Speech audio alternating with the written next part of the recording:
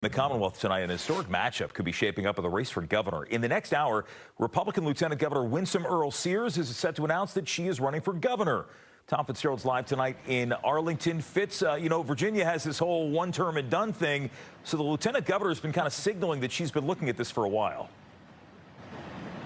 Yeah, you're right about that, Jim. Just being a lieutenant governor is often a tough job in respect that you get overshadowed by the actual government.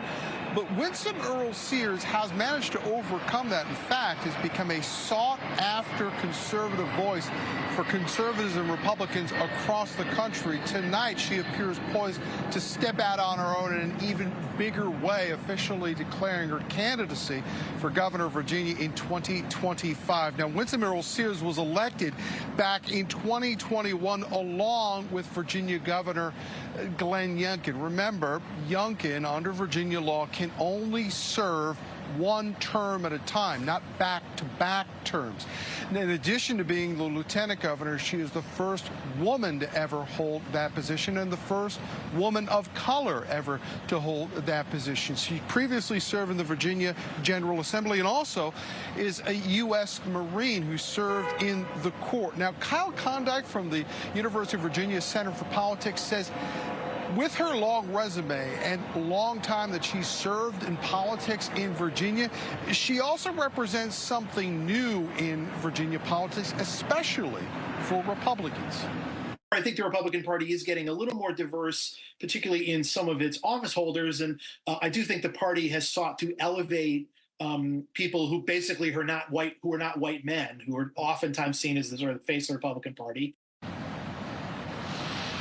Now, if all of this seems a little bit early to you right now in 2024, remember, Winsome Earle-Sears isn't even close to the first person who's already gotten into this race. Look at the Democratic side. Democratic Congresswoman Abigail Spanberger, she announced almost a year ago, Virginia's Richmond City Democratic Mayor, LeVar Stoney, he already entered and exited this race in just the last few months. Now, a lot of the folks Fox 5 spoke to here in Virginia today say even though this paperwork was filed for Sears to run for governor and the Democratic likely leader is already in place, right now they say they're just focusing on 2024, and 2025 seems a long way off. Yes, I'm paying attention to the presidential race and less to the Virginia race. Governor is just as important for your specific state, so people are paying attention a little earlier so they can catch up with some of these little things that they may miss. You think a lot of people are paying attention to the presidential race right now? I assume so. I'll be hearing a lot of customers at work where I work at be talking about it, so I assume they are.